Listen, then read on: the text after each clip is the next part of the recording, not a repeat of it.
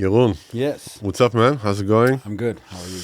I'm good. I'm good. Great that you're doing it. This is actually, I have to say, this is the second time that we're doing it. We lost the first time, but let's do it, man. Tell me your story, please. Take me from the beginning. Yeah. Well, okay, where to begin? You looked for parking in the morning. I looked for parking in the morning, but I also succumbed that. But no, I was born in Groningen, the north of Holland. And it's been from my youth on, I've been interested in music, obsessed with music, actually. You know, when I was a little kid, I was already listening to the Police. That was my first entrance with music. Let me just get this a little bit here. Yeah. And as I grew up, music became a real important part of my life. And I had a happy childhood. I did well in school, pretty well in school. I was best in music, of course. And then, then I went to Conservatorium in '95 or so. And I started my education in Hilversum Conservatorium. And later became Conservatorium of Amsterdam. And I graduated in 2000. And yes, from then on I was a professional musician, as they say. I mean, we just 1 second. We skipped like a lot of steps here because do you remember the experience that you had in the beginning with music? What is the thing that drew you into it? Yeah, I don't know. If you're 4 or 5 years old and you ask for your parents to play this record over and over and over again, you know, that's the great thing about children. They're just pure and they just say what they want. And I wanted to have this record played over and over again. Which record was it? The Police, what you said? Or? Yeah, it was Police. It was, I remember Regatta de Blanc and A Ghost in the Machine, which were, at that time, they were pretty new records.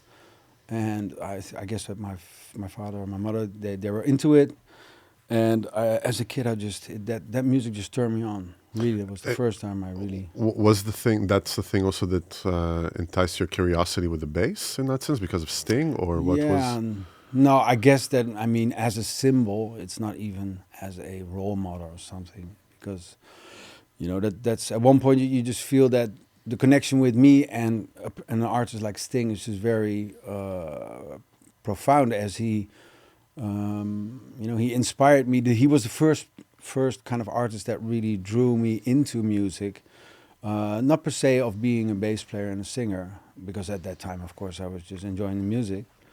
I started playing bass at 15, so that took a while. But yeah, in hindsight, of course, he's very, a big, important symbol to my musical education. And was it something that, like you say, you started to play when you were 15? So basically, there's 10 years in between. In between, like what you're saying, that you're asking your parents, please play this record again and again. Yeah. When was the understanding that you want to play actually the instrument up to the point of actually getting it? Right. So I started playing. You know, I did like sort of like basic, like basic musical education, and I played the recorder. As with all many kids, you start off with recorder, and then when I was 7 or 8, I started playing classical piano. Actually, not mention worthy, but it's something that I did for 8 years. For 8 years. Yeah. Oh wow. So I still can read somewhat okay on piano. It's funny. Wow, that's cool. You don't really lose that skill. Are you still practicing it sometimes? No. I can't even play chords. At one point, just the bass guitar just sort of, got to me, and I did everything on that. So I cannot really play chords, I have to admit. That's interesting. Yeah. No, but I do feel that the basic technique of piano is still somewhat there, Yeah. But I guess that the advantage of this was that when I was 15, I sort of got fed up with Czerny. You know Czerny, right? Yeah. Rest in peace. I don't know. Well, let's say that he rests. Yeah. To me. Man, I threw that. Were you also doing Hanon? Were you doing a lot of Hanon? No, I was just like first technique book of Czerny, and I just got lost in this. Like, man, I just sort of so hated it. So can you imagine him doing all this like hard work, sacrifice all these years, and he becomes this like symbol of annoyance for classical musicians? Only this name already. I was like, Czerny, oh, it's like Czerny. trauma response. Ugh. Yeah. Poor man. He probably did his best to. Of course, he worked hard, man. He has. I have this Yeah. entire book, and I was just. It's. I have this entire book at home, and I'm like, man, this is a massive amount of work, Yeah. Yeah. and to be remembered like this, you know, it's Definitely, like, ugh. Painstaking hours. But anyway, so I mean, I sort of lost interest in that, and you know, that's also normal. I was 15. Guns N' Roses were big. I wanted to do. I wanted to do Slash, right? That was the guy. So it's a kind of funny story about how I got to play the bass, because I actually at that time I was super into Guns N' Roses, Slash. That's what I wanted. So I wanted to buy a electric guitar, as you do. So I went, at that time you had these magazines that were full of ads and phone numbers, and there's this ad saying guitar, 200 guilders, at that time guilders. So I called this guy up and say, okay, you know, I'll take it. And I went to the bank with my father, and we got these 200 guilders, and we went there. It was in the afternoon, and this guy opens up and he's like, hey. He's like, yeah, I'm here for the guitar. I'm going to buy that guitar. Remember? Oh man, I sold it. I just sold it. Sorry. And I was like, what? Why? How did you just sell it? You know, I mean, I called you in the morning. And gave you an introduction to the rock and roll world. There was something shady going on. There was something going on that was not right. But I don't know. You know, I don't know why. He needed the money. But then he said, yeah, sorry about this, but you know, I also have a bass guitar. I also have a bass guitar still here, and I'm good for selling it to you for 200 guilders. So I was like, man, bass, I don't know. And then he said, this is kind of it's really amazing. It's like an angelical intervention. Yeah. He said, well, do know that, I mean, I also play music, but just remember that bass players are always wanted. There's a shortage of bass players. You go look in all these practice rooms, and all ads about, you know, band looking for a bass player. So, might reconsider. And man, this is like, such a great story. Yeah. Damn. And then my How father, did you not start with this? Yeah, right. Well, yeah, it is a funny story. It's so great. No, Yeah. because if you think about it, it's like, it's literally something was holding you from buying it in the morning. Right. Because could be Right. the trajectory would be completely different. Right. Because there's like something so much bigger than us happening, playing with our time, playing with our karma, you know, and then you go there and he says something that paved right the path. Because it was true indeed, and it's still true to this day. You know, 40 years later, it's still true that bass players are just more wanted than guitar players. As I wanted to become a guitar player, and it was sort of steering me in the right way. My dad was like, "Yeah, you should listen to him." I mean, he just wanted to get out of there, and me being happy with something, you know. So I got the bass. Okay, I'll take the bass. And then I started playing. Which bass was it? Do you remember? Yeah. It was, and do you still have it? No, I sold it also for a little money. But that's what you do, you know. When you're 17, a little money is a lot. So I wanted to buy some more. I think I bought like 2 or 3 CDs from it. It's stupid. And it was I think a little Italian bass, short scale. It was the beginning. But to me, it was great. I was sort of into it like immediately. And within 2 or 3 months, I had a band, of course. You know, that's what the prediction was, and that came to be true. So then I started playing, and I started to really obsess about it. And right before I finished high school, you know, when you go for your next education, I was sort of like, I'm going to do like, I don't know, it was the idea of doing like some technical studies in Eindhoven, university. That's also what my goal was at that time. So I had like physics and math and all the good stuff. And then my parents just said, but what do you really want? Do you really want this? Or maybe you're so into music, don't you want to go try for conservatory? And yeah, first I was hesitant. But then they said, you know, just try it for 1 year. Because my concern was like, you know, it's probably a hard knock life when you have this occupation and it's going to be no money. It's going to be, I just also had this sort of classical stereotype of a, lazy, cheap musician, no money, and being all creative. So I sort of overcame that. I said, okay. My parents said, like, well, just do it for 1 year and see how you're doing. If you're doing fine and you're doing well, and you're feeling good, and that was my own goal. So to be one of the better performing. So my chances just would be bigger to become successful. Mm. And I never stopped. So Yeah, it was yeah, a and good decision. you're like when you're finishing, you're 18, and then immediately you go into the conservatory in Hilversum. Yeah. Like to try it out. Before that, did you have any affiliation to jazz and all that, or was it you were just introduced to it in Hilversum? I was actually introduced to it in Hilversum. It's crazy. The thing is, But you had to do an audition, right? Right. And I'm teaching there now, so I now kind of know, in retrospect, what kind of a student I was. And I guess that what they saw in me was the ability to navigate over this instrument, but I was just sort of lacking experience. They just said to me, we can hear that you have a sort of a talent, for this instrument, but we also hear that you've been playing in your bedroom for 2 years, right? As you do, and that's okay. That was I didn't have so much experience, so I did preliminary year for 1 year, just to get into it, and then I started. Yeah, it started growing on me. So, Yeah. And do you remember the introduction that you got into jazz in that sense? Yeah. Well, I got into jazz somewhat. I guess that at that time, jazz rock fusion was the thing. So, being a bass guitar player, I was more into that. Alan Holzer was a big revelation to me. As I was into rock, right? I started with playing just rock music, Metallica, also more darker stuff and faster stuff. So I was, totally into the whole metal thing. And then at one point, I started to hear crossovers, and Alan Holzer to me was a big influence because he, in his music, showed me that the bass could have like a super own voice, which could really lead and direct music towards different places.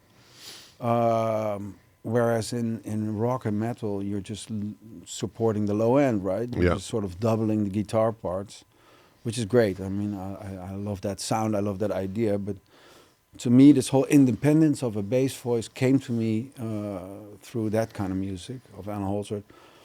Wow, So, interesting. Yeah. It's also, of course, which I didn't. Well, I did sense is that the harmonic approach, which is very colorful, very rich, and very kind of extreme, especially in those times, they just appealed to me. I thought it was amazing that things like tonal centers can move as quickly as they do in that kind of music. That was to me, it's still to me. I love harmony. I love the fact that Alan Holdsworth is, for guitar players, is what happens to saxophone players when they hear Coltrane for the first time. Right. It's like, what is this? Yeah. How is that possible? These cascade of colors and just insane. If anyone is listening to it and you don't know Alan Holdsworth, I'm jealous because you hear it for the first time. Yeah, for sure. You get blown away. Yeah. And actually, Alan also revealed in some interviews also that he was actually on his guitar. He was trying to mimic Coltrane because he was sort of. I was totally into the saxophone, and as you hear his tone, which is a process that sort of arranged that it's sort of more like sustain is like a horn, so he plays in a way as you would expect from a saxophone player. Yeah. So that's why he has that sound. Also, he was just sort of like it's beautiful, just like I said, the cascade thing of just connecting tonal centers within a phrase, but still staying true to where he started. He knows where he is all the time. And I guess also this whole sheets of sound thing, which was of course Coltrane's thing, he also adapted to that. It's of course this supersonic speed that he has on the instrument.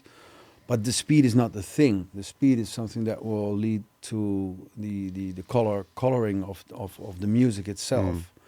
is not like a melody that you can really follow, but sometimes it's just like a sheet of sound. So we actually adopted that. Yeah, idea. especially also with the production of the sound that he was also choosing for. Yeah, yeah. It was really a complete concept. That's what I like about it. Right. You know, it's very Right. personal in that sense. You know, that's Yeah. also what you hear with Coltrane. You hear it with Cannonball. You hear it with Bird. You hear it with Bill Evans. You hear Right. it's just this like, basically they sat and researched so deeply everything they were doing.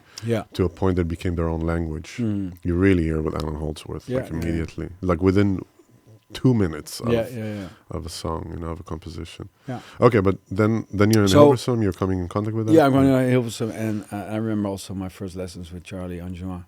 He was my first teacher, and he said to me, you know, I was just, you know, getting into the music with, you know, I was there was this Steve Kahn concert in Groningen. Mm. In '94, I remember this very distinct concert that I sort of, you know, it was Anthony Jackson on bass and Dennis Chambers on Oh, drums. nice. With Steve Kahn as a trio, and that concert just sort of that flipped the switch. It's like, okay, I want to become a musician. At least I want to try to get to know what's going on here. But that was before Hilversum, right? Or Yeah, that yeah. was, So that was a year yeah, before. Yeah. That was at the time when I sort of knew I really wanted to give it a try. Mm. But you know, so it's not like I wasn't totally into jazz. I wasn't into, let's say, more traditional jazz or swing. It's sort of. I came to the lesson with Charlie and just said, "Well, can you play a blues?" I was like, "Yeah, well, I guess." So I was so yeah. That's what I call like a rock blues. But can you also play like a jazz blues? And The walking bass, he meant, yeah. walking bass and with some more changes than just 1-4-5. Yeah. You know, and I was like, no, and that kind of frustrated me because I just was into sort of more modern and hip music. And of course, I see the same thing with students nowadays also. It's just very normal. You're just into the music that's right around the corner, you know, which is feeling, okay, this is what now is happening. So people tap into that.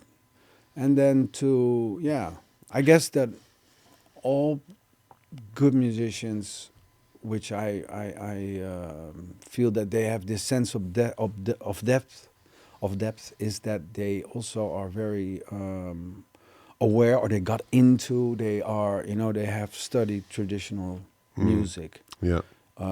In sort of a thorough way that they can really relate to what is coming. You know, how does a language develops? How does a musical language develops over time? And that is just why we still want to know about history.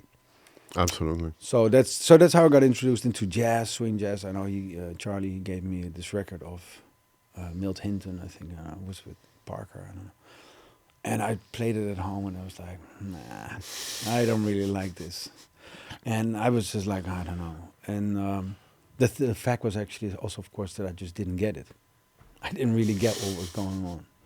So that is, that is something to, for me, that was the introduction to more traditional jazz. And it took me a while, but I got into it, you know? I guess that. I mean, I understand it also because it's like that. It's very like the sound of it in the beginning. Yeah. It's like very like different. Yeah. It's not old-fashioned. Old-fashioned. You're trying to understand, get the details out of it. Right. But once you get into it, once you start transcribing also these old recordings, then it grabs you. It just grabs you because also you develop this like type of very how to say it, like. You develop a type of sensitivity to it because you have to listen to details in a very deep manner.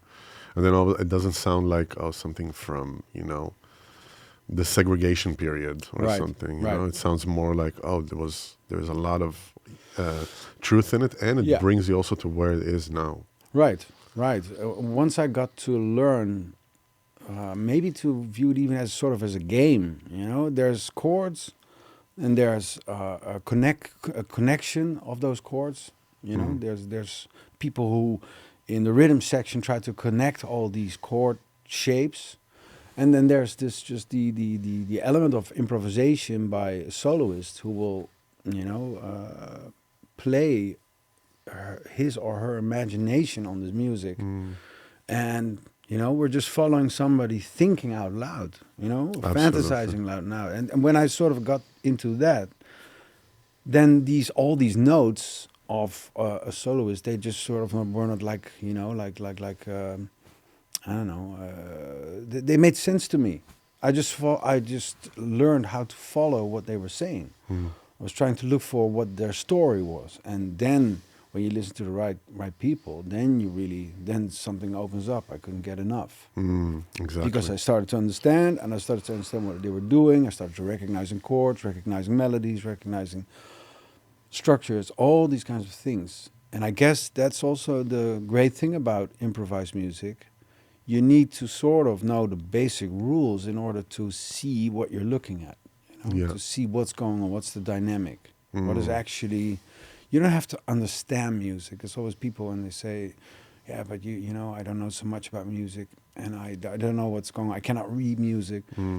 It's all doesn't matter. Are you talking more from the standpoint of an audience consuming music? For the audience, for people who say that they're not musicians, you know, but you're a musician, you understand it, so it's okay for you to enjoy this. I don't enjoy it, and it's all good, you know. But I also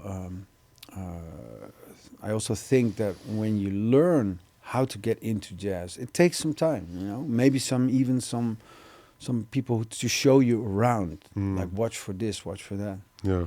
I mean, it's interesting because, you know, we had quite a few shows together, and the audience members that I connect to the most are people that will never come to a jazz concert. Right.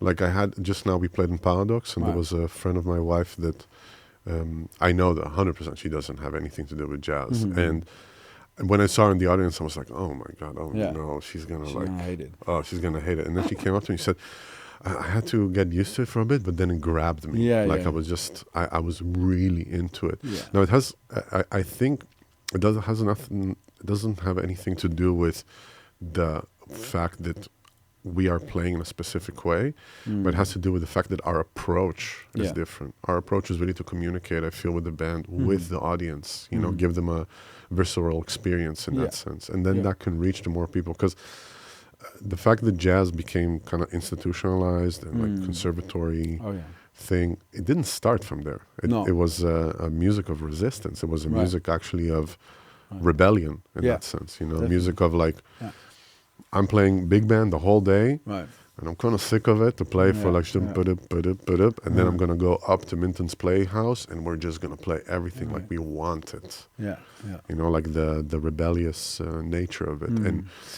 it became afterwards institutionalized, I think, because of the popularity of it, and also the Miles Davis Quintet really, really helped that, and the whole like Blue Note catalog, and of course also Columbia. And they also saw it as a business venture, you know, because a lot of students wanted to study it. It doesn't change the fact still that it's music that is for the community, by the community, in my opinion. No, for sure. You know, it's the whole, the fact that we've grown to institutionalize this language, would say. It's how educationals work, right? So if you want to make sense of what's going on, you look for rules, you look for systems, you look for you know, the skeleton of what we're actually looking at, and that's why we enjoy it, and that's why we could say this I like more than that. You know, this is what music is about. Music is a system, so. What music does to people is could be considered magical, could be considered like totally, this is my opinion, this is what I feel. You can feel anything with music. Yeah. But of course there's a system, and to make sort of sense of the system of music, that's why we do education. And that's also how I see my period in school, and also my period now as a teacher in school.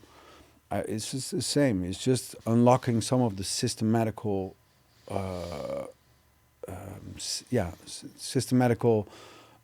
frameworks that we're actually trying to get better in, you know, try to get to pursue a better understanding of what's going on, so that we can use it for ourselves.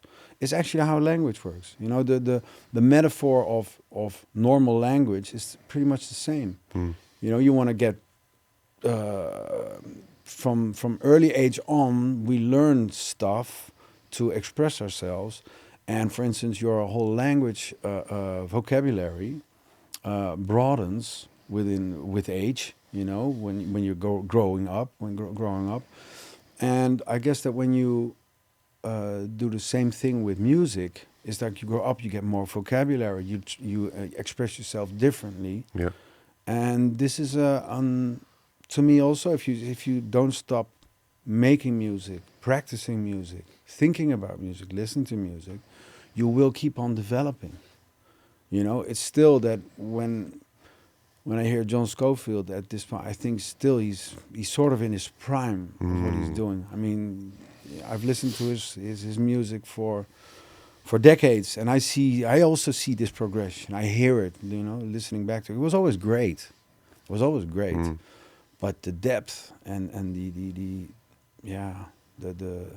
authenticity of this sort of transition, you know, it takes a lifetime to really become maybe yourself, but also as a musician. Yeah, it's I totally agree with everything you're saying, and also the fact that it's a never-ending process. We're not athletes in that sense, right? You know that there is a misconception in the music world, especially with different types of, let's say, genres. When you bring, you know, if people know what I'm talking about, they know what I'm talking about. It's mostly the classical, actually, in the sense of competitions, in the sense of, you know, knowing as much as possible, like having a very, you know, strict way of doing it, having almost an age quote on it, like a ceiling. Oh, after that age, you're too old to do that, or whatever it is. I see the complete opposite of it, in the sense of, the older you get, and if you continue exactly what you said, to remain curious in the self-research and the outer research also of what is happening, your music is going to become more enriched. It doesn't mean more information. Right. It doesn't mean, in my opinion, more, let's say, complexity. But it's maybe just return to simplicity. Exactly. You know what that means. Exactly. And return more to being able to communicate that very clearly. Yeah. If I look at the music that I was doing when I was in my early 20s, when I was really like, you know, into the whole like discovering, quote unquote, the odd meters, or discovering like, let's say, the exotic sounds and all that, you can hear a young person researching something. Sure. It's not that I'm old now, but I see a very big difference because I continued composing on a regular basis. Right. I see a big difference in just the choices that I make. Yeah. Because I really think also now, at least that's a personal thing, I think really about the experience of the audience. When I compose, I really think about it, or record, or this, I think about the fact that someone is going to listen to that. Right. The musicians that I'm giving it to are going to listen to that for the first time. Yeah. So it needs to be communicative to them. It needs to be as clear as possible to them. Second is the audience. Yeah. And if it becomes this like little echo chamber of myself, it becomes like a very personal thing. Yeah. What is the value of that? I don't know. You know what I mean? And I feel with jazz, it's it stays still in the community aspect of it. Yeah, definitely. It's you know, I guess also that's the power of it. Who was I talking to? I don't know. I remember a conversation of I did a gig in the BIM house, and it was a great night. It really felt good. It felt natural, and I guess that one of the best compliments I got that night was for somebody who was a non-musician, and I don't know. I don't remember who he or she was, but then he or she said, well, what I found so amazing to see is that we were just looking at you trying to do something together, and we were just part of it. We were just sort of witnessing what you were trying to do with the four of you. Wow. Was it an hour gig? That was also a great gig, actually. in Yeah, the BIM but house. because you also got something like that, I remember. Yeah, I don't know. Yeah, last time I played, but that the thing was that with that one that we had Torres. He sat in for Johan, for this one gig, and that was also yeah. amazing. It was Yeah, just tour, first yeah. connection, and it was magic in music. It was also great. Yeah, I remember that. This was a comment I had after Plokton's concert. Oh, nice. Okay. That would just worked out, and it was like sort of like, wow, we were just sort of witnessing what you were doing, and I guess that's the best compliment. It's not about you played great. Yeah, well, of course. Well, I've been playing for so long that it's not to be arrogant. I mean, if somebody compliments you on your playing, thank you very much. Thank you. But I really feel that my connection with my own playing is so strong that I know exactly what I did. I know exactly how well I played. I know exactly what I thought or what could have been better, what I missed, what I, if I'm there, if I'm like super there, if I'm too there, So that's not, I'm not questioning what I did. I also don't really feel that I always feel that when it was a great gig, it's not like ever like I feel like, oh man, that was nothing. You feel it, right? Yeah. You feel it. When something is happening, there's no dispute on, if it's together and the music is actually what you're describing, it's clear and you can just grab it. It's like there, this is what it is. You can dislike it, but this is what it is. And it's super, clear, as in strong. It's a strong idea. Yeah. You can really hate an idea, or you can just not enjoy an idea, but it should be a solid and super strong idea. Yeah. That's with all great music. Yeah. You can, I definitely, when I heard Culture for the first time, I was also like, man, this is a lot. Maybe just go back to Cannibal for a while. But then when I got into it, then you just feel, wow, now I understand what's going on. I understand what he was trying to do. I recognize the greatness of what this is, how strong this idea is, and I guess that's the thing I'm looking for. When I play with all people, my hope is that it will be a strong night, strong in vague music. You can be strong. You can be super strong in type music. Yeah. It doesn't matter, but it just needs to be a super strong idea. Yeah, exactly. That's also, if we bring it back to Culture, the amount that he practiced and the amount of research that he was doing, and the amount of conceptual work that he was doing internally and externally, right, on just his concepts. You see the amount of sacrifice. Like, I mean, when I heard Giant Steps for the first time, it's like there is no doubt. No doubt. There is zero doubt. Unlike with the other players. But, Tommy Flanagan. I'm sorry, man. I'm sorry. Looking back, I think he should have been a little bit mad with John. He just sort of threw him under the bus. He thought it was a ballad. Well, we all hoped it's a ballad when you first. Can you imagine? You get these like, you're not aware of this language, and then all of a sudden someone throws that at you in a recording session. Yeah. Which back then also it was very common to just get to the studio, of course, and just do it. And he's practicing it for like 3 years already. Right.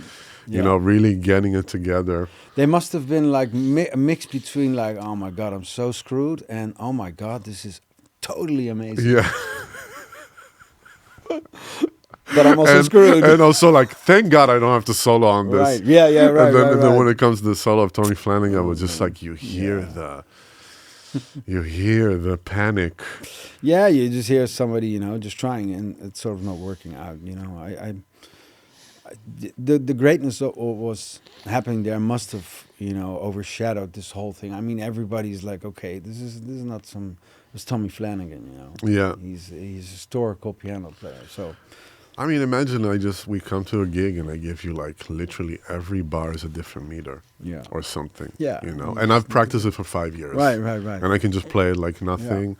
Yeah. And it's like, and then okay, take a solo, good luck, and then it's going to be recorded and brought out in like in a big label that is going to be distributed to the entire world.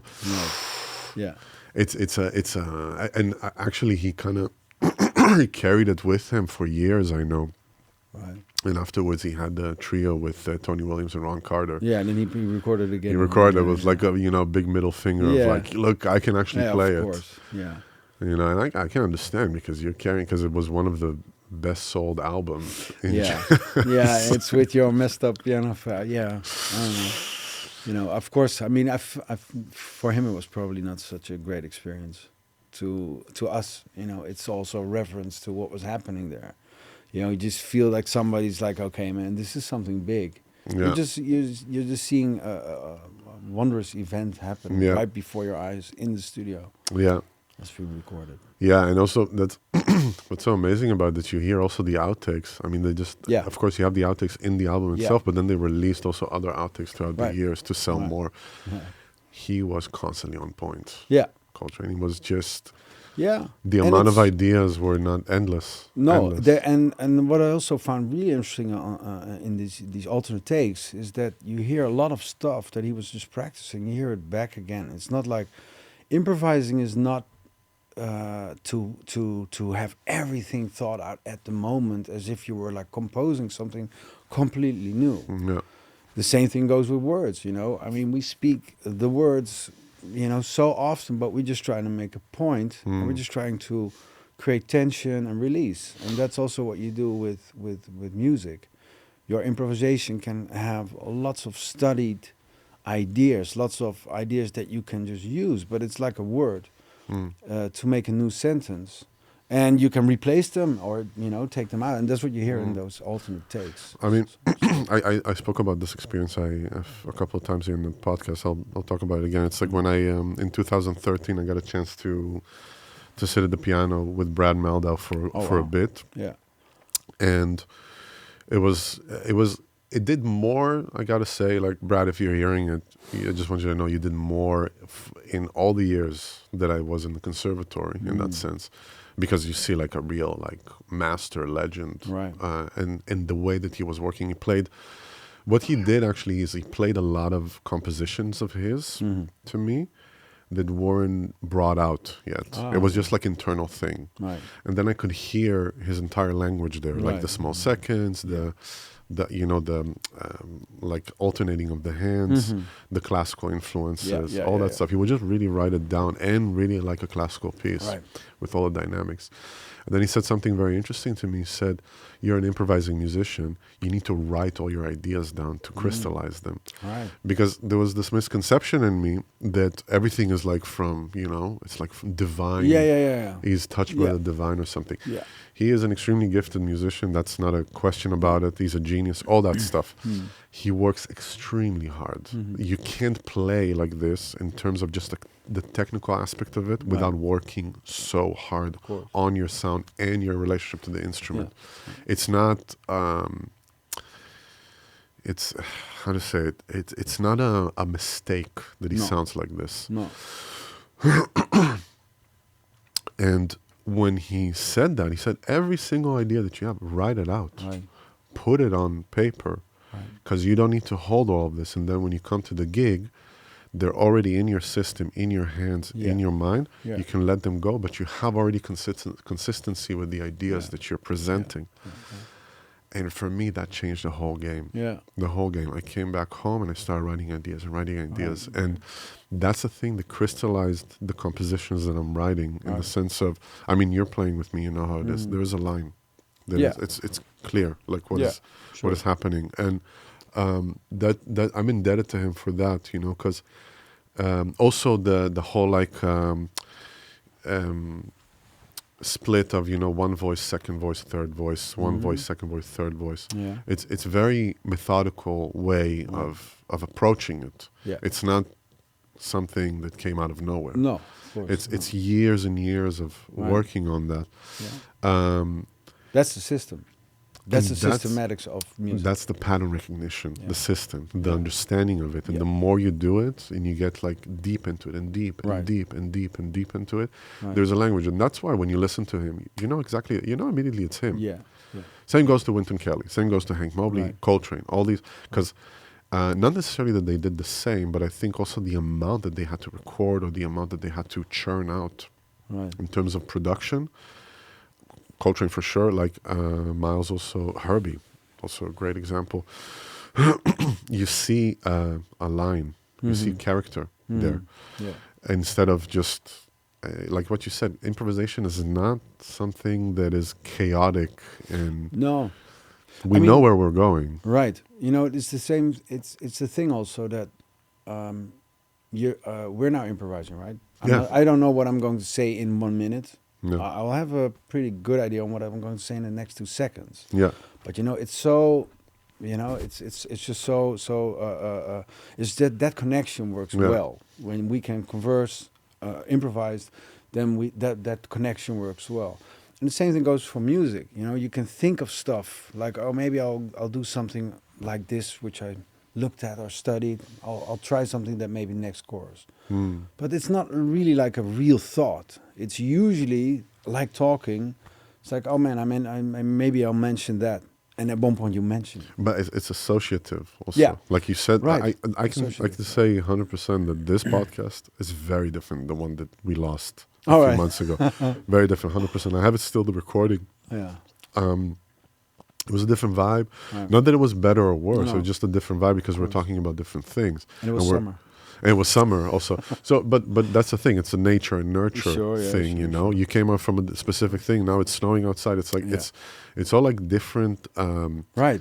circumstances Yes, that are giving definitely. it. You Yeah, know, that's are improvisation. yeah, exactly. And I always say with improvisation, it's like be over prepared Right. to be able to Yeah. just let it go completely. Over prepared to the point Yeah. of knowing it all from the ins and outs, so you can Yeah. just completely not have this like overthinking, for me at least, because I'm an overthinker, but like overthinking in the sense of where does it take me? Is it good? Is it Yeah. this? Is it that? Right. It's hard for me sometimes to listen to recordings after a concert Mm. because I'm like, Sure. should have this, but it's Yeah. also that's a part of the process, you Yeah. know. Definitely. And okay, so we are in Hilversum. We'll just get back to that. Yeah, yeah, yeah. Here you go. We're getting Yeah, back to the form. Yeah. You're in Hilversum. You're graduating. You're around, I guess, 24. Something, 24, yeah. And then what happens afterwards? You're immediately starting to work. Like you already worked, I guess, when you were there, right? Well, I guess that the last few years I spent in school, they were great. I enjoyed my school time very much in conservatory. It was really a great time. And I got to know a lot of people in the last 2 years, I guess. You know, some teachers, Lucas van Merwijk was a big person to me at that Drummer, time. yeah. Drummer, yeah. He really, he took me under his wings. He just really invited me to play with a great trio we had with Leonardo Muedo, the guitar player. I learned so much at that time. So there were some people who just sort of latched on, and then they gave me some chances, and yeah, that's how it goes, right? It's just you trying to, you know, once at first you're the sub for everybody. You're just subbing. I wrote down so many repertoires, you know, it's crazy. But and then, you know, 5 to 10 years later, you're the first call. Person that they want to, you know. I started some groups. I've been out of a lot of jazz groups. I did some big artists also. So I went to travel around the world. I've been very, very fortunate, I must say. Yeah. Very fortunate. That's why you look younger to your age. Maybe. I hope so. No, you Hope do. so. You do. I can tell you. I It's mean, a stopping with drinking also, I guess. That's it. it's speaking of gigs, we got to that point of the podcast. Yeah. The worst gig experience that you had. Worst gig experience. Yeah. I heard it already, but if you have a Yeah. different one, Yeah, it's a great one.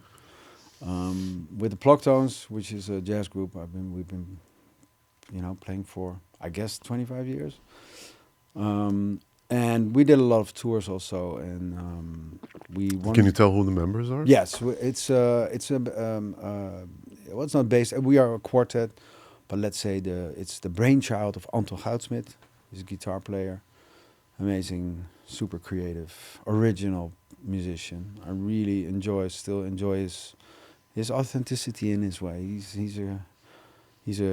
He can be a crazy guy, but he's also he's genius. He did some amazing compositions, and with that group, with it's Efraim Trujillo on saxophone and Martijn Vink on drums, and they're all heroes in their own rights in their instruments. But I guess that the magic of this band was always that we sort of interpreted the music of Anton, and it was just a great combination. We tried to really make fun, tightness, control, complexity to make it sound simple. I guess it was not the way that we started, it's just the way that we heard the music, and it's okay, well, it's complex, but we should make it swing, it has to groove. So did you all meet in Hilversum, like conservatory, or what was the? I don't know. What was the? I met Martijn also. I think I met Martijn, around 96 or 7. Wow, 30 years. Yeah, man. Wow. Yeah, and I guess the first time that we played, after that I asked him for my graduation exam, and I was just like, man, this guy, and then he's an amazing player. So what I got to learn, and we've been playing for 30 years, so that's been a while.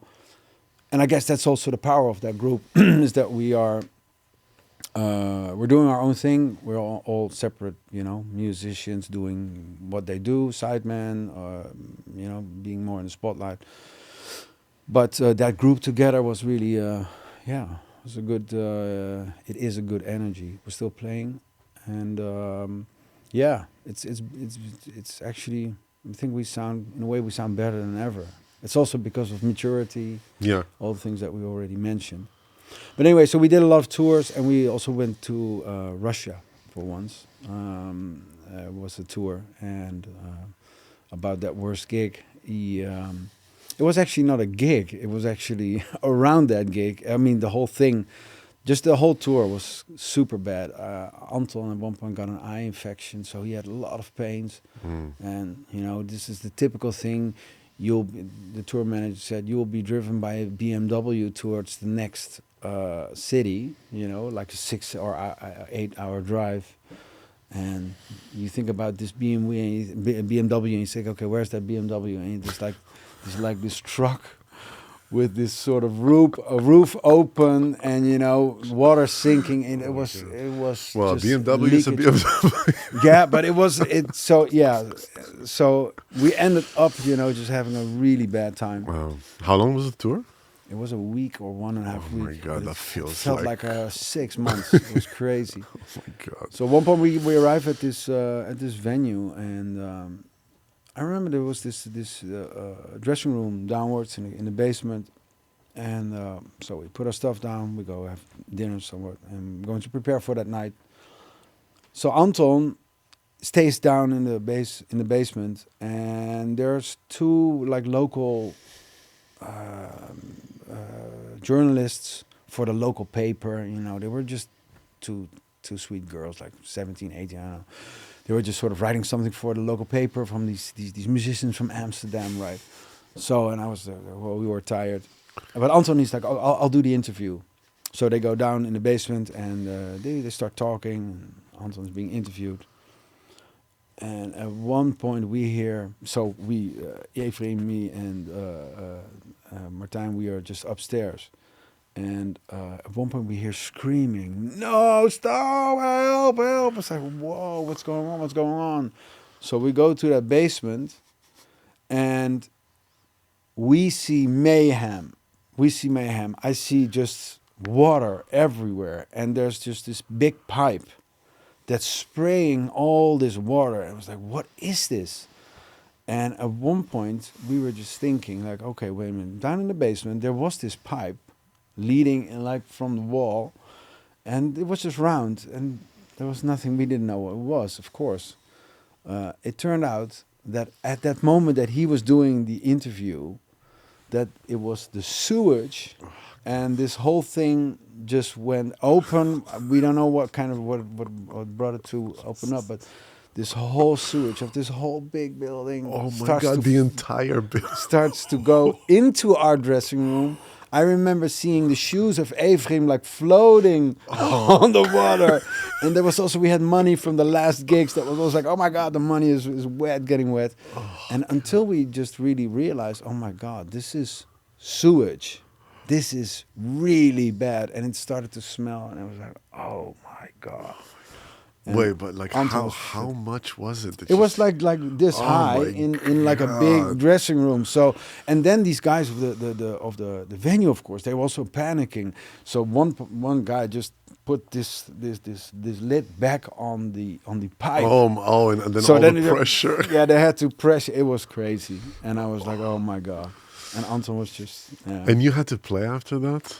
We had to play it that night, and we were just like really pissed off. And but I think we did play, and yeah, I think we got some extra money. I don't know.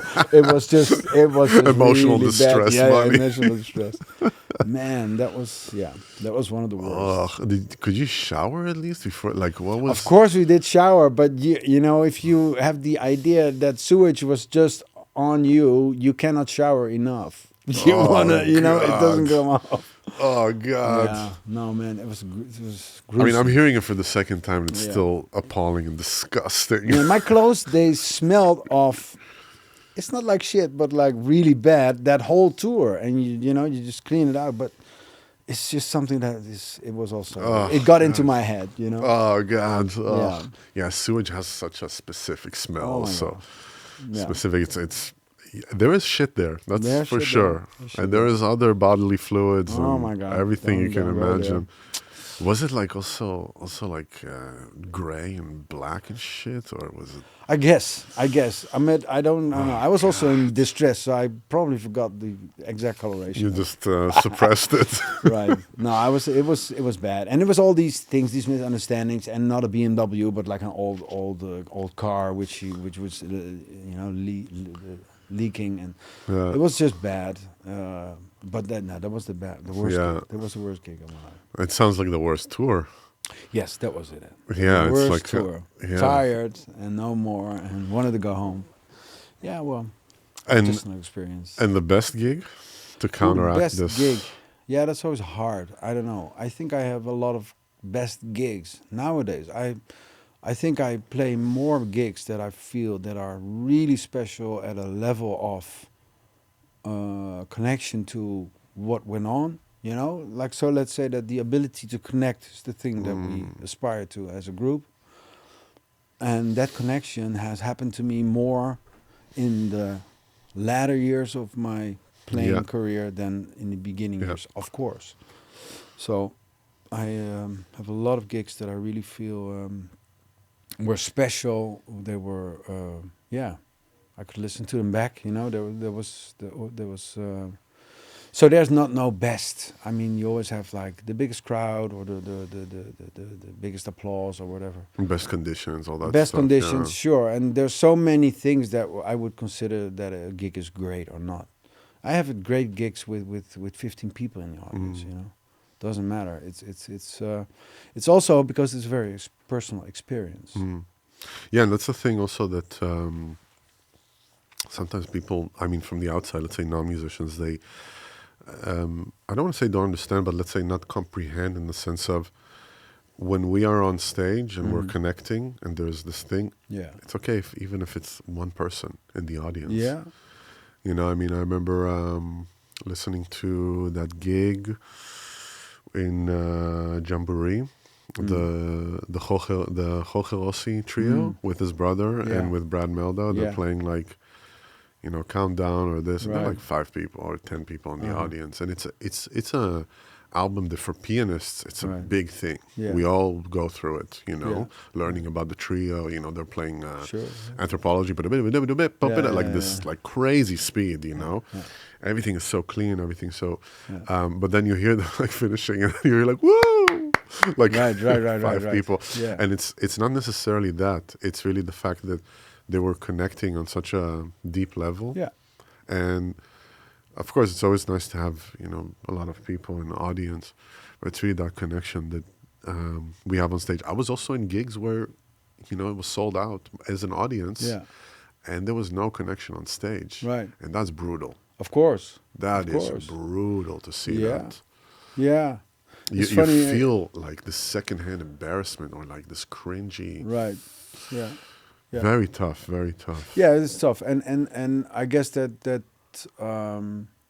what I feel when there's no connection or when there's something is like again, my own playing is fortunately so much less important. I mean, I have to play right, but I guess that also my level of margin that I will nowadays play to, so it will be better at points in time, or it will be a little bit not so great, but still good. I'm that's also what I feel, that my connection to the music can be that it's good for what I stand for. So I'm not like, oh, I'm totally embarrassed about what I did.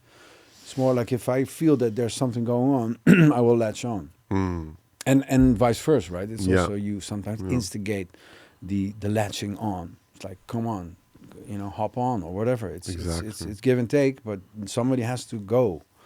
Or somebody has to lead, or you have to lead as a group, and I guess that when that synergy is there, when that sort of feeling, like I feel when people, especially of course, your position, your band leader, when you are, well, I don't hear any problems in that regard with you, but there's of course when you hear a soloist or singer that they're insecure, or people tend to rush a bit when they're just like anxious and just want to get over it. It's super normal. Hopefully you don't hear from me. Oof. No.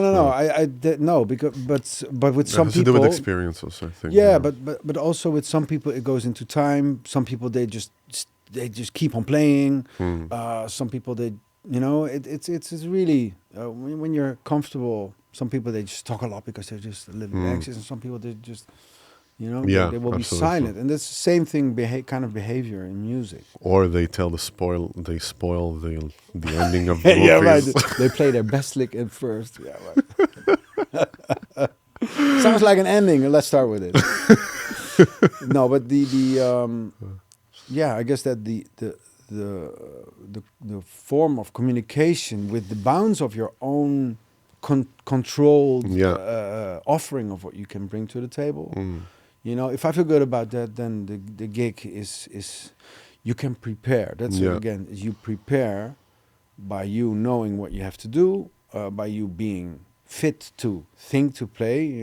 That's definitely been also a big line in my own development, getting more clarity in the mind, also because of your physical state. But once you bring that to the table and you've prepared to the best of your abilities, then all that is possible to be great is set to be great. If you're tired and you're just not concentrated, then there's almost no chance of the group getting bigger than itself, because of somebody's just sort of not paying attention. So I'm very fortunate to play with lots of musicians, and most of them have in common that they are really there when they need to be there. Dedicated. But I think it's also like, correct me if I'm wrong, you paid your dues also in that sense. In the sense of you probably went through in the beginning of your career this understanding these things. Sure. Because at some point you kind of outlive these things. It becomes a fact. It becomes a fact, right? You're like, yeah. You don't get called, even if once in a blue moon you get called for something that is, let's say, a bit on the ethereal, like unclear thing. It doesn't have the sustainability of it to continue. No, I guess that also at one point you will have to deal with your relationship with music and with the music world, right? Yeah. The music world that we are in, actually. I mean, I'm talking about the Dutch music world, as that is my world. I do have contacts in other places, but there's no, day to day. I'm busy here. I'm living here, and this is my world. So I connected with this 30 years ago. Started to connect with it, and this is what it developed into. Very happy that the way that I transitioned as a person, as a musician, really fits now, and that's probably no coincidence that it fits my world. The people who I work with, man, I'm enjoying it really. I'm more than ever. Yeah. I really feel like playing is really a joy. I feel free. I've let go of some ego stuff.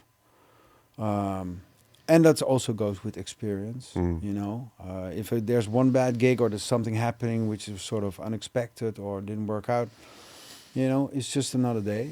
It's not that I don't care. It's more like, well, compared to all the other days, well, maybe it wasn't the best day, but the sense of also me proving myself to myself, because it's never to somebody else. You're always thinking that I need to play better for all the guys I'm going to play. You always do this for yourself. You're playing to convince yourself that you can play, because the other person will think of you what he or she thinks. Yeah. You cannot control it. But the thing that you want to achieve to impress somebody is, in my opinion, is to impress yourself. Because you want to feel good about what you delivered is worth looking at. Yeah. Is worth listening to. And when you have that feeling like, wait a minute, I can sometimes play something when I'm by myself in my room. I play something like, whoa, this was great. Or man, this is, what is this? It's bullshit or whatever. You can have these extreme ideas on what you do, but it's not something that I need to confirm by somebody else or need to check. And to let go of that that for me was freedom. I think that's also, it comes with experience and maturity in that sense. I guess, yeah. Because, I see you as one of the most stable bass players I've ever played with, Really I'm not here to, I don't have the need to, I'm just telling you the truth. Especially after listening to the album that we're going to release, it's like, it's evident, And also the connection that you have with Jeroen or with Tour or I'm sure with other drummers, it's like, you need that stability. As I need that as a pianist, I need that as a soloist. Yeah. And I don't know. Of course, I cannot go back in time when you were like, let's say, at your 30s or 20s. I can just assume that there was more information there. Oh, for sure. Yeah, for sure. And I'm very being careful with that. No, definitely. I've actually have recordings of myself in 2010 or actually, there was something like, whoa. I did play that sort of fast, that long, or wow, did I sort of, it was kind of, it's not like bad, it's just like me in a different state. I was just a different kind of energy, and it's not bad, it's more also like mature. It's maturity. Exactly. Because it's funny, because when I called, when I was hooking up the band here, to do the Dutch band, or at least actually the working band, I spoke with Joao immediately and I said, who's the person you think would fit this? And he gave your name like within, it wasn't even, nice. It was like immediately. Yeah. Of course I heard your name and all that stuff. It just that I always believe that the more mature that we become, we understand also that there is less that we need to do. Less, and then it becomes more essential. Yeah. You have the stuff like that's not the thing. How much can you hear actually someone shredding? Well, 5 minutes, 10 minutes, right?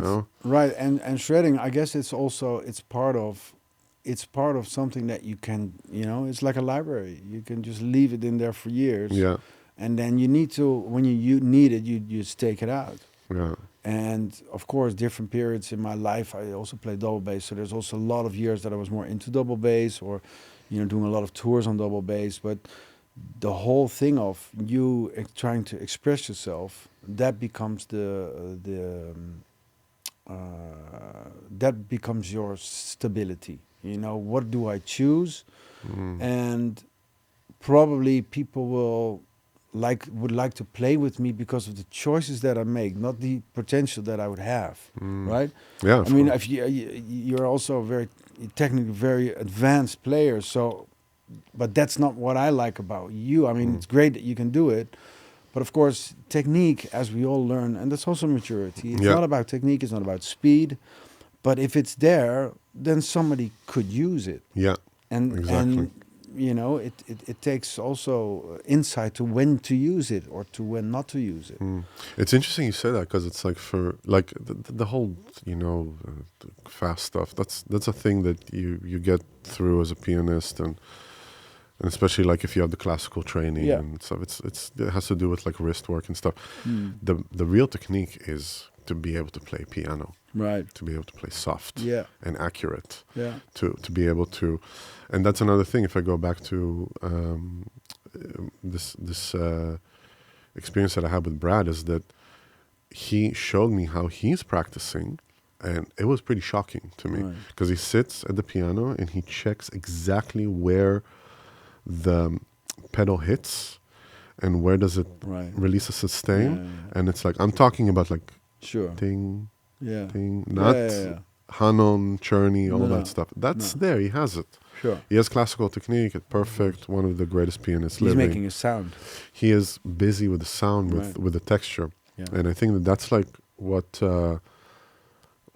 we're trying also in the band, and it's like it requires a lot of self-restraint also. Yeah. A lot Yeah. of self-restraint to really Yeah. just also, if it's like flashy stuff, that it has a direction, someone can understand it. What would be the advice you would give yourself getting out of the conservatory? You're 24, you're working now with all the experience that you have. Yeah. Well, I don't know. It would be easy to say, well, don't worry, it's going to be fine. So don't worry, it's going to be fine. I mean, I do have to say, if somebody would have told me that how my life would have looked being 49 and what I would have done, achieved, or played to, or even recordings, I would be thrilled. I must say, I'm totally in a very grateful way.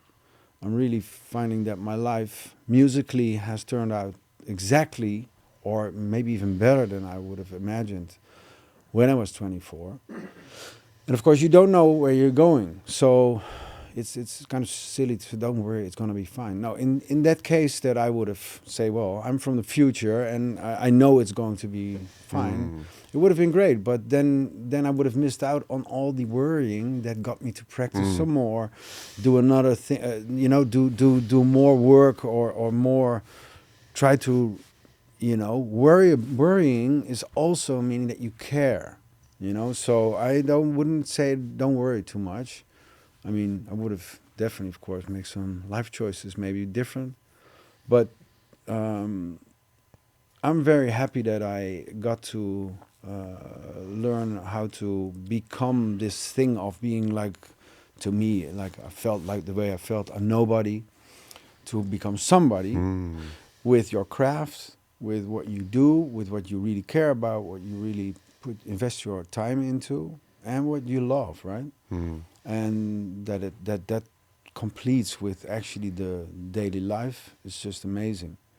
So if I understand you, it's actually just keep on going. It's keep on going. It's maybe I would have wanted to be. I mean, there's also I've had a history with substance abuse, with alcoholism. So, I mean, of course, that also interfered with my play. I never sort of really missed out on gigs or screwed up my life. But I got to a point that it at least definitely limited my creativity. And that was definitely substance and drinking. Yeah. And when I got rid of that, then to me it started to, I'm feeling more like when I was 17, 18 than 10 years ago. Yeah. So that's just another angle of this. But no, I think 24, I would say, man, just keep on going. I don't know. Follow what you want. I mean, I always did what I want. I never doubted it. If you're in doubt, then you have to think about it. It's not the easiest life. It doesn't make you money, a lot of money, but I get by. You know, it's possible to be successful in music without having to, you know, do all kinds of stuff that you don't like. But I'm open to a lot of music, and sometimes I do play for money. You know, it's the money gig, or sometimes I just play for the art of music. Yeah. And you know that being being the experiences that I've had is very diverse.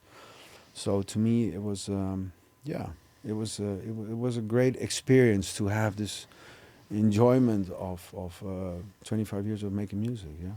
Nice. Yeah. Great. And what would be your advice for students that are just getting out of the conservatory now? My advice is really to stay in real good connection with why you do this. Why?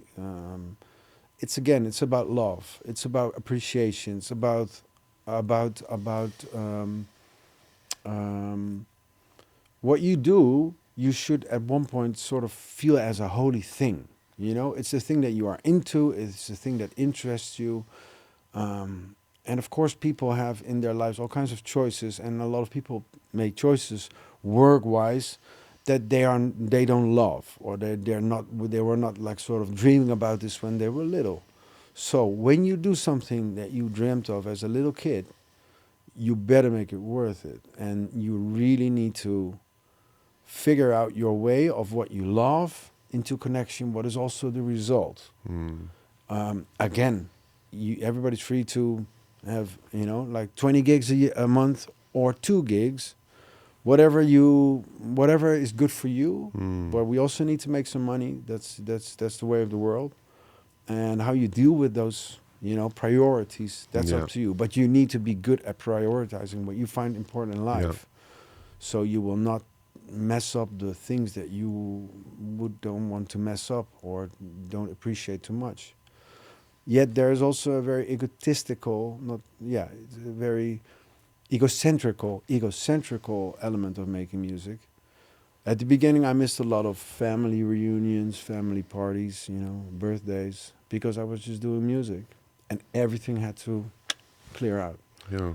Nowadays, I can just say, okay, well, it's this person's birthday or whatever. So, oh, wow. At the same time, I gotta say that it's like you have this gift that you got. It's a gift, basically. Whether you want to call it talent or focus or obsession, it's your thing. Yeah. And that requires a lot of work. It just requires a lot of work. Yes. It requires many hours. Definitely. Tens of thousands of them to be able to express yourself and crystallize your ideas, and to be able to be there of service for the concepts of others, or to be there of service of the concept of yourself. Right. You're actually of service if you think about it as a musician. Yeah. It's not, you know, I think I spoke about it in the podcast. Like the example that I take is actually Bach. It's a great example of it. You know, he didn't get any recognition, nothing. Right. He died in 1750. 27th of April, was it? I can't remember. But he died in 1750. It's been a while. Yeah, it's been a minute. Yeah, exactly. And he died completely anonymous in that sense. He was known as the Kapellmeister, you know. And he wrote copious amounts of music, of course, like 1058. Joshua, correct me if I'm wrong, our intern that usually just puts like the fact checking. And he died 1750, wrote what have survived as 1058 pieces. The pieces kind of circulated between very, very, very small circles of academics. It was outdated back then. Imagine that. And we're talking about masterpieces that are canonized completely in what we perceive now as Western music. Right. I mean, there is no, if there is a musician that doesn't know who Bach is, I'm still talking about people that at least went through the academic path, or are taking it really as seriously as it's very rare, you know. Of course. But only after, what's his name? Felix Mendelssohn, in 1829, revived the Passion of Matthew, Okay. Matthäus Passion, only then it became, so we're talking almost 80 years wow. later. I didn't know that. Yeah, only 80 years, all of a sudden people were like, oh, what is happening there? And then it started to get revived. And now it's the phenomenon, what we call Bach. People, they forget that, you know? So it's like, he was in complete service of writing music for God. Complete service. There was no, you read his writings and sometimes it's heartbreaking because he wished to have that. He had many children that he had to feed. He was writing frantically. That's another thing. If you look at crystallizing your ideas, what we talked about before, the amount of writing that he did and just the volume of it created a language. You know it's him when you hear it. Whether it's the brilliance of, the well-tempered clavier or all the arias and the cantatas and all these things that he wrote, they have a very strong line because he didn't have time to fuck around. Right. He had to just get it out. To write a cantata every week, that's a big thing. Yeah. It's humongous amount of work. Right. And that's why he had patterns that he was using within the work that he was doing to be able to just churn them out. And he didn't live to see that recognition. No. He died blind. He died probably, I don't know, feeling disenfranchised in that sense, that amount. He was a clerk of the church. He was writing. He was like an ambtenaar, of the church. And well, I hope he found some solace in his own music, That's the thing. I mean, that's always the thing that I have nowhere near the idea that I would kind of have the experience on what his life would have been, or what it's just always a question like, how would you feel if you are able to do that? If you write that, I mean, don't you just like float on air the whole day? Well, I mean, could be that it was completely like it was just a fact for him. It was a fact, but hopefully he did enjoy what he heard. You know, I mean, that's still what I hear when I hear music. I enjoy it. And it could be even on my own music that I could enjoy as much as I did from all the things that I listen to. It's usually not that sense of wow, this is like totally, because you're part of it. It doesn't feel like you can sort of like like cherish it that much to be something that your fantasy goes wild. Especially when I was younger, like, oh man, this record, I was talking to my girlfriend that I would just read all these CDs and I would read all the thank you notes, because it was the liner notes of all these records that you just so enjoyed, that you find everything about it special. And I guess that when you're part of it, the making of the music, composing, the part of the group or whatever, it kind of takes away that magic, because it was also just a record that was recorded. Somebody paid for it. Somebody got paid for it. Another great example, if you think about Speak No Evil from Wayne. It got completely like buried when it came out, because Miles was the superstar celebrity in that time, and he recorded it for Blue Note, Wayne, and it completely got buried. Blue Note wasn't interested also in pushing it. It was kind of like, oh, okay, you can record it. But it's one of my all-time favorite records. For me, it's top 5. It's a work of art. Yeah, there's no the playing, the composition, and that's what I mean. At the same time, we don't like that's something that I'm seeing happening right now, because things are so quick.